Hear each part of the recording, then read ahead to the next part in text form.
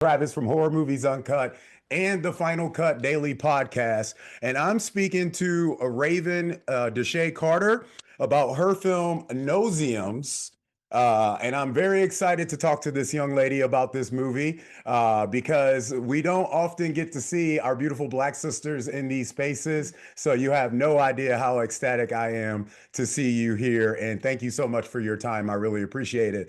The first thing that I wanted to ask you, and of course, it has to do with kind of the description that a lot of people are kind of throwing and labeling on your film. And you never know these days if people have actually watched the film or not, because they're just kind of seeing what they see and call it out there. But when I saw the film, a lot of people want to describe it, Noseeums, as Get Out meets Candyman.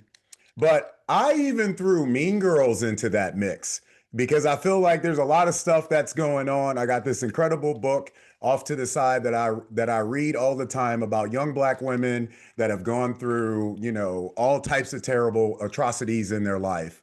Um, Mhm. how do you personally feel about those comparisons? Are they flattering, frustrating, or somewhere in between? Well, first, that was an amazing intro. Like, You're welcome. thank you, Travis. Of Like, course. wow. Um, and when it comes to people saying, this is Get Out meets Candyman, honestly, even when we were in pre-production, like before we were even making this film, Hmm. I was telling everybody, I was like, but this is not Get Out. Like that It's was, not. I was like, but this is not that. Right. And I mean, it is so true that, because Get Out did so much. Like Get Out is one of my favorite films, duh. But because it did so much and it really did carve the path for Hmm. so many like Black social horrors and so I get it. Like I get why we constantly want to juxtapose every Black horror film to Get Out. Um, but I mean I do think it is usually non-Black people doing that. And 100% agree with you there. yeah, I always tell people that this film is Get Out meets Mean Girls. I Hmm. do. Because It's I Mean do Girls. understand.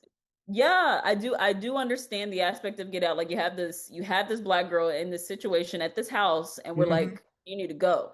So sure, like I'll, get out. But I'm like, we have to highlight what like the majority, a lot of this movie is a lot of just mean girl actions, mean girls Hmm. saying crazy, wild things. And I know the audience is like, what did she just say? Like it's Right. a lot of that. Yeah.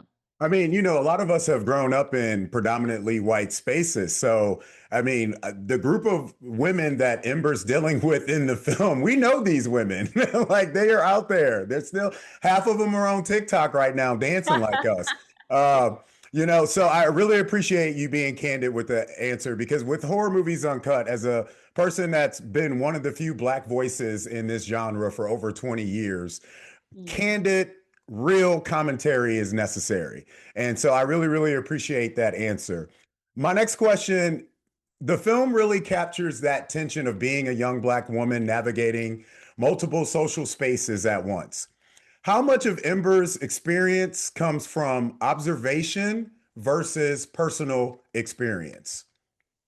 Yeah, great question. A lot of it, like I grew up in a predominantly white place. I'm from a small town in Texas, What town? and What yeah, town are you from? Bastrop, Texas. I don't even know where that is. I know. Yeah, I always tell people it's near Austin. It's like maybe Okay. 40 minutes from, yeah. Okay. Currently based in Austin now, but Okay. yeah, I I'll be love there a few Texas. weeks for South by Southwest. Hey, Let's yes, go. wonderful festival. Oh, Yep. I love that festival. Um, but yeah, I grew up in a predominantly white place, so I noticed that when I went to film school, a lot of the films that I was making, again, like this was completely like subconscious filmmaking. It was all a lot of it was about race. And I Hmm. was like, where is this coming from? Like all the films that I want to make, they have to do with race. What like I did not know it was that like, I guess important to me. So it helped me a lot of the shorts and things I made, it really did help me like heal from things that I experienced. It's survival, it's like social survival. You have all these white people around, you got to be super observant. And I am super observant. I feel like a lot of the reason why I'm extroverted, why I'm a people person, why I'm able to maneuver in a lot of like different rooms is because the way I grew up, who I was around, you know.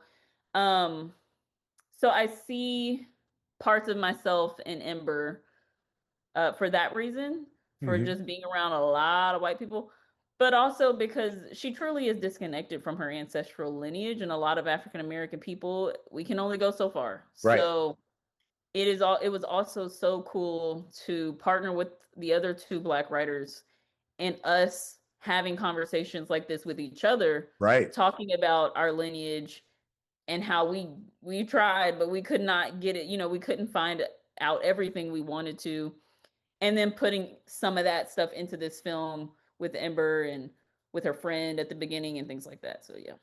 I think with what's going on in the diaspora right now, it's very, very important to have films like this out so that these conversations can be told and taught throughout all Black communities and even those adjacent to us so that they can have, we need our stories to be able to let people know that we go through the same thing as everybody else, but there's also these different nuances. So I think that's something that you really put across in the film. So I, I have to say though, one of the things that excites me about a lot of the fiction and a lot of the stuff that I'm seeing in especially Black spaces is reclamation horror, man, is having a real moment right now. Big shout out to the homie RT Thorne for movies like 40 Acres and stuff. I love that movie. You Oh know my what I'm God. saying? So when Yeah. you started developing this story, were you consciously thinking about contributing to that wave or kind of what you were talking about earlier with the shorts? Did it just kind of naturally evolve in that direction? Good question. So this story was originated by Jason Michael Anthony. So I came on as the director after he had like came up with this concept, this idea. He brought it to me. I had already made shorts um with like this racial commentary aspect, with Hmm. like a chilling feel, whether that be just like thrill or just Yep. like this discomfort. So he brought it to me and I loved the idea. I was like, "Oh, we definitely have to make it." Um and originally it was titled Biting Midges, and we were thinking about a metaphor. Yeah. Like we were like, okay, black people juxtaposed to this bug that like people literally will vacate spaces because of this bug. We were Right. like, okay, people used to do that with black people. They used to Yep. vacate spaces and put Yep. black people in one place and They called not it go to white those flight. white flight, not go to those Hmm. areas.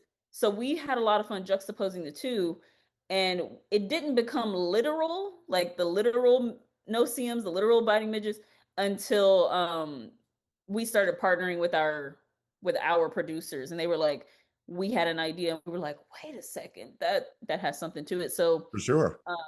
yeah, this was just young black creatives like just coming together and Love making it. something. Yeah, and I side note, I got to meet RT at last year's South by Ah, where he premiered the film. that's So I what's got to up. watch it and I walked up to him and told him like that was incredible. That was one of the Awesome. best movies ever. So yeah. That's awesome. That's so great. That's so great. So, of course, one of the focal points of the film is the character Tilly. Mhm. Tilly represents something deeper than just a supernatural threat. And without giving anything away, what conversations were you and the writers and everyone having, hoping audiences would have after encountering that character? How, like, what type of feel did you think most people would get from her character? A big conversation piece around this film was also female rage. Just like how would you feel if you Hmm. were in that position? There would just be so much anger. So we kind of use that as a driving force for Tilly because she doesn't say anything in the film. Like she doesn't say a word. Um and then you get to see more of her character, when we have that big flashback sequence. Right. Which is like priceless. Like that sequence, it just worked so well for what we were trying to do. But when we were talking about this character, we just really wanted to create like a really broken and angry character, honestly, because that's how it is. That's how it feels. That's how a lot of our ancestors, probably are, and Yeah. yeah. And I remember we talked about the book Beloved, I believe. Yes. Yeah, and we referenced that character a couple times, and Okay. that just came back to my memory actually as we're talking about Tilly. I was like, what was our we did talk about Beloved a few times.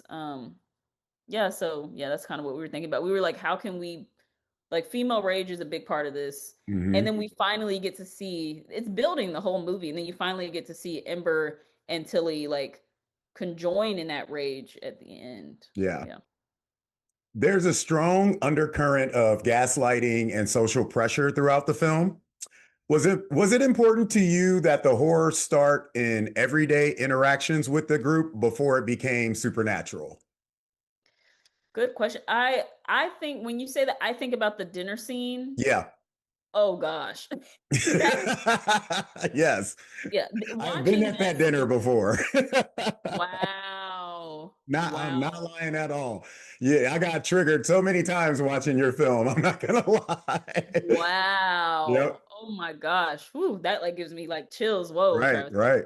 Um, that dinner scene, I feel like before any bit of the film was cut, when we cut that scene, I was like, it's perfect.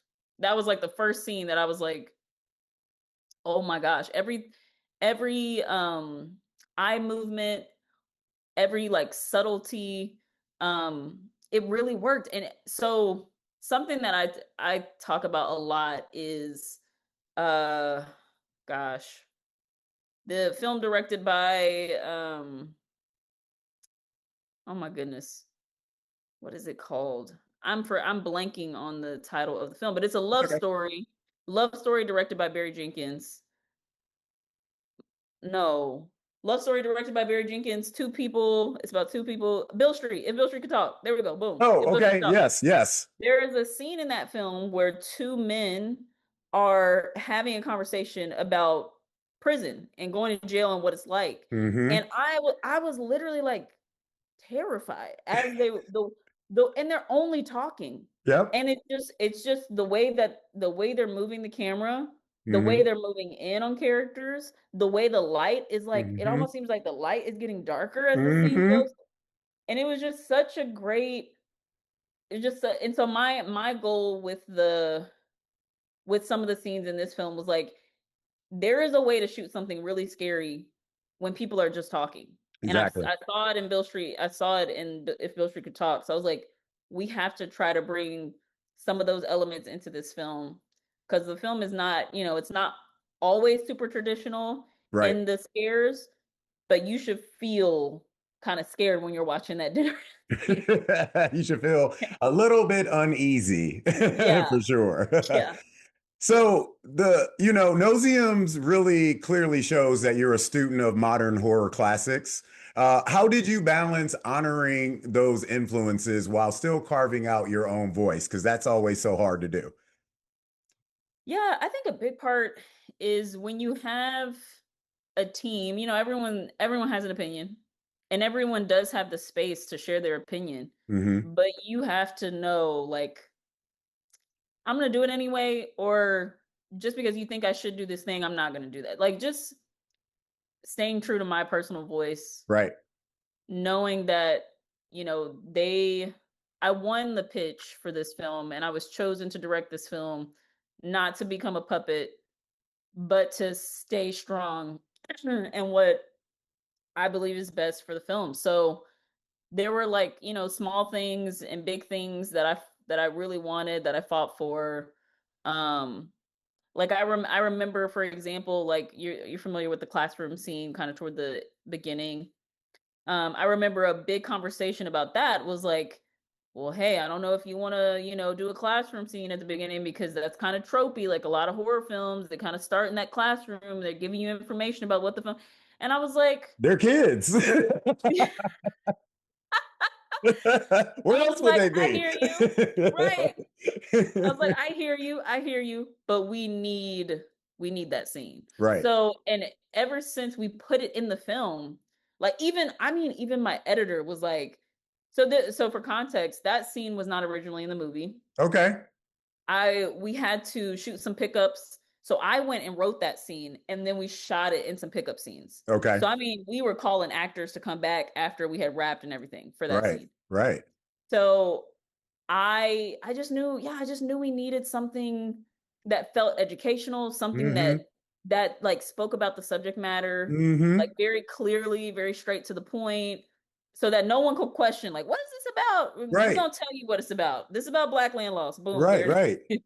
Did um, how did the cast respond to that when they were called back? Were they excited about that scene and really ready to engage in it because they saw what you saw, or was there some hesitation on their part too? I think the cast was ready to come back. I think like a lot of the times, actors love to act. Right. They love having that camera in front of it. And Right. so, logistically, it was kind of tough because a lot of our crew, was long gone. So, Mm-hmm. I mean, we went from a crew of like, 40 to like five Right. to shoot To shoot that scene, to yes. shoot the pickups. So it was more stressful on us. We were like, Right. we're going back to do what? How are we gonna do this? So I mean, I had made some really good friends in Tallahassee, Florida, where we shot that scene. I was calling all my friends. Like everybody in that room was a personal friend that I just, hey, can you come be an extra in this scene I'm trying to shoot? And it worked out really well. That's awesome. That's awesome. I love hearing that. So, of course, some viewers may connect deeply with the social commentary, while others might just come for the thrills. I mean, it's horror films. Who did you make this film for first? The horror fans, the young Black women who see themselves in Ember, or possibly both? I made this film. I feel like the latter resonates more. Just like young Black people who feel disconnected from their lineage, Hmm. which is a lot of us. Yeah. So, And a lot of the men. um, yeah, yeah, yeah. We Black got work to men, do. Black We got women, work to do. We got work to right, do. right, and like all ages, Black women, Hmm. all ages. Um, I made it for them, like not just people who love to see a horror movie or want to see some young girls in a film, dancing and smoking with some weed, but just those people who can really resonate with like I'm just trying to figure my life out. I'm just trying to Right. I just want I don't have it quite right. I'm kind Right. of stuck in the middle of some stuff because Ember is like coming off of a breakup and she has Hmm. these terrible friends. She makes some really poor choices. But at that age, a lot of us were doing the same thing. As they So love to say, that frontal lobe is not even really fully developed at that age usually. yeah, So we make yeah, decisions. We just kind of go with the flow at times. yeah. And then your parents are like, why are you hanging out with them again? Right. You Yeah, get you're like, you get a lot of I told you so's by your parents once you start getting to a certain age. It's like I told you not to hang yep, out with them. yep. So my question, and I'm about to wrap it up with you. This has been amazing. We gotta meet so we can talk more. We gotta keep putting young, smart Black kids in horror movies and sci-fi, fantasy thrillers, and everything. Um, After making Noseeums, what do you feel you learned about your own voice as a filmmaker, and what would you push even further in your next project? Oh, great question. Gosh, what did I learn about my own voice? No-See-Ums, I feel like was just it was the perfect first feature in the sense that it was the first for like nearly the entire crew and cast. A Hmm. lot of us, it was our first time, so we didn't have to deal with a whole lot of like people who've done this for years compared to people who haven't done it at all, and now you feel kind of like I guess swallowed by these like super experienced people. So I just feel like I learned so much. Something that I was really intentional about going into the film was like you have to be so self-aware when you're going to make a film or when Yeah. you're going to do anything hard, when you're Yeah. going to take an exam. Right. And you have to know, okay, what are my tendencies, positive and negative? Hmm. What are the things that I suck at when I get stressed? Right. And how can I like just be proactive in that way? So for me, like a lot of it was prayer, a lot of it was telling like really close friends ahead of time, like, hey, I'm going into this thing. I'm gonna be in the trenches. Yep. I'm shooting overnight. I'm gonna Yep. be, I had amazing like it's like the little things in the background are so important. I had amazing roommates at the time. I'm coming in late. They're getting up to go, they're getting up to go to work when I'm coming in from shooting No-See-Ums. Right. So it's just like those little things were it was such a precious time. Hmm. Um, I know it's rare to have like, good roommates It in is grad very rare. That's why I live by myself. Yeah. Yeah, yeah, yeah. And I more recently I've been thinking like people will only take you as serious as you take yourself. Exactly. So when you say like, what do I want to go further into? Yeah. How would you push As even further? my yeah, as my professional, you know, filmmaking like progresses, like that's the thing that I really want to keep in mind is like I did this, it's Hmm. important, it Hmm. matters. It's Hmm. not just a weekend hobby. Right. It's really important. And yeah, people will take you as serious as you take yourself. So that's something I want to get better at. That's amazing. Raven, this great interview. Very, very open. I really appreciate every single thing you said. I appreciate you and the team putting the film together. Best of luck at the upcoming festivals. Best of luck on the release. And I'm really, really looking forward to everything you and your people have coming out from this point forward. So thank you so much for your time. Thank you so much, Travis. I'll interview with you any day. That was great. Let's get